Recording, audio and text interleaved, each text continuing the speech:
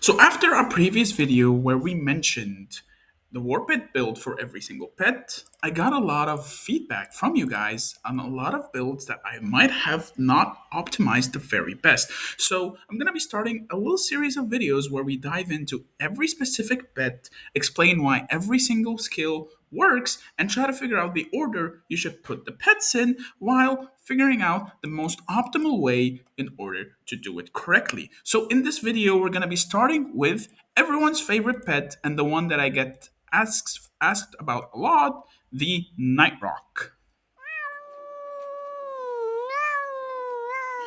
What is up, guys? MEOWER here, back with a brand new Call of Dragons video. So, before we get started, I know my voice sounds a bit weird. It is because I kind of forgot my headset in my other house while I was traveling. So, yeah, I'm sorry for the audio for this video and probably the next couple because I'll try to record as many as possible while I'm here and I have some free time. But without blabbling too much, I missed you guys. How have you guys been doing?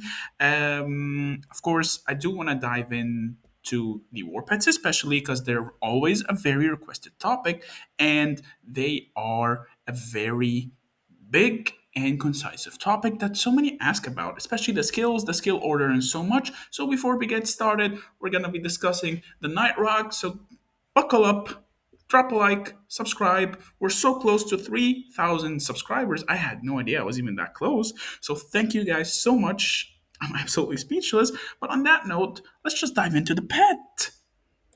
So, as we all know, the Nightroc works best with Syndrome Freygar, and it's all about its talent. But we're going to be discussing an 8 set build, as usual, along with some minor changes from the build I showed in the previous video, because big shout out to Shadowblade and a few others. I'm sorry if the name is it's not on the top of my head right now, but a few of you guys, especially Shadow and a couple of others in the Meowers Den, brought up the fact that this skill has better synergy along with Blood Roar than its Forcer Ravage upgraded talent.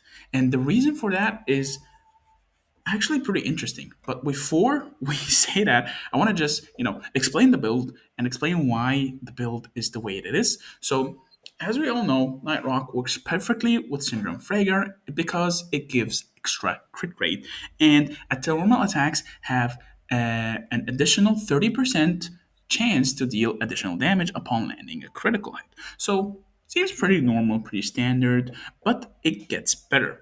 The way Syndrome works is that he does two normal attacks per turn, but those two normal attacks are separate, meaning each have a chance to land buffs or debuffs accordingly to whatever build you have. So that is why we add Chain Strike as the core of our build for any Syndrome Freygar build.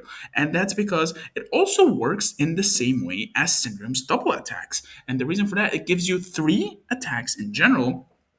Plus, every single normal attack you do gives you 50% chance to deal additional normal attack. So theoretically, you can proc this almost every turn or almost every other turn because you're rolling twice per turn in order to proc it. And also, it has and has another interaction with Syndrome is that once it crits, so it takes benefit from the regular crit chance of Syndrome's kit and Freygar buffing the crit chance, and it can also work with Blood Roar. So I will explain a little bit about Blood Roar in a minute, but let me just, break down what makes this so good. So it critting along with Syndrome's double attack critting with having so much crit chance increases the chances of free as the wind proccing as much as every other turn. Instead of skill cycling it between 3 turns, you're skill cycling it between 2 turns, which massively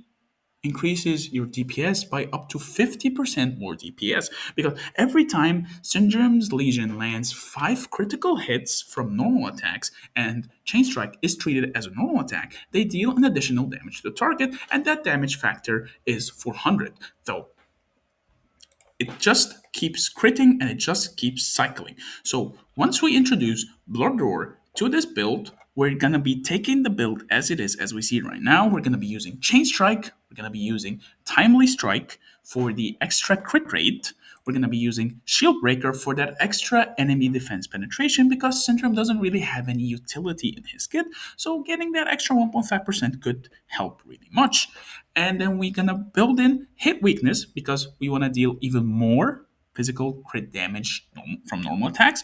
We're gonna be giving him an extra attack, a little oomph here and there, and then we're gonna be giving him Eviscerate for even more crit rate. And finally, instead of going for Forceful Ravage, we're gonna go for Blood Roar.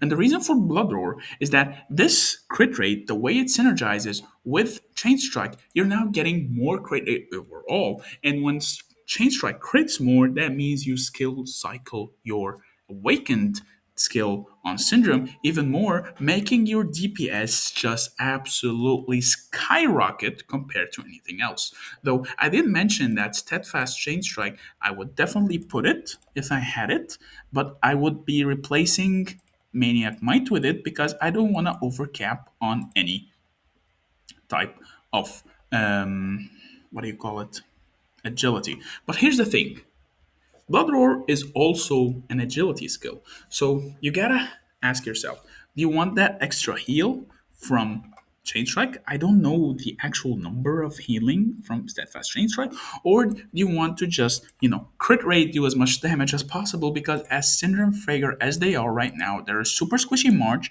and all they focus on is just DPS upon DPS upon DPS, and mixed in a little bit more DPS. So yeah, I think this is probably the most perfect build on Syndrome.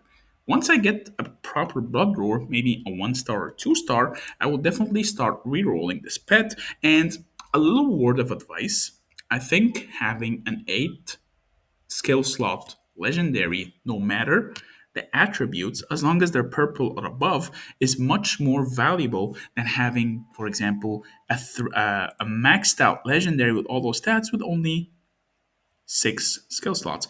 Having more skill slots provides you with more flexibility in your build, way more than having maxed out attributes. Well, if you have maxed out attributes, it's a bonus, but it's not a core, because now you can select which skill slot you want to fill, making you be able to build much more fluently.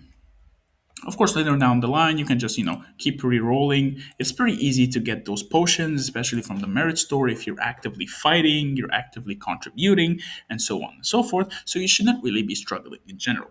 But that being said, let me remind you with the build, we're going to go for Ravage as our core. We're going to go for Chain Strike. We're going to go for Timely Strike. Of course, we want to add in Blood Roar whenever we have it. It is an absolute core and should definitely be up there. Wait, what? Is this a bug? Why is Angry Roar? Wait, what? What's the difference between Blood Roar and Angry Roar? Crit rate here.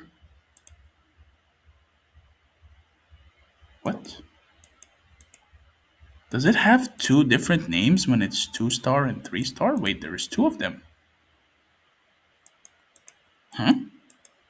Did I just confuse myself? Scale damage.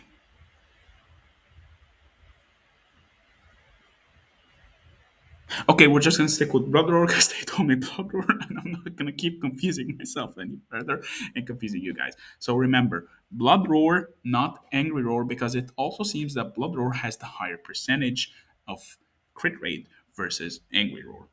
So again, Ravage, Chain Strike, Blood Roar are the three cores, and then followed by Timely Strike, Eviscerate, Maniac Might, Hit Weakness, and Shield Breaker in whatever order you want. Of course, the higher the stars, the better it will be. And yeah, that's pretty much, I think, the absolute perfect Nightroc build. I've asked so many of my friends, run so many tests, and I think that build outperformed everything else.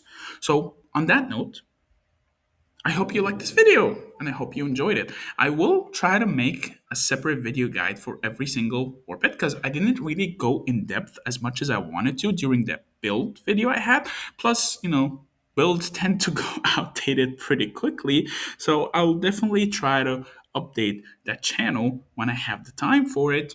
But till then, be sure to use the video as your guideline.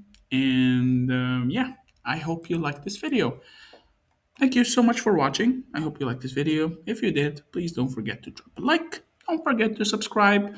Join the Discord. The link is in the description. And I will see you in the next video.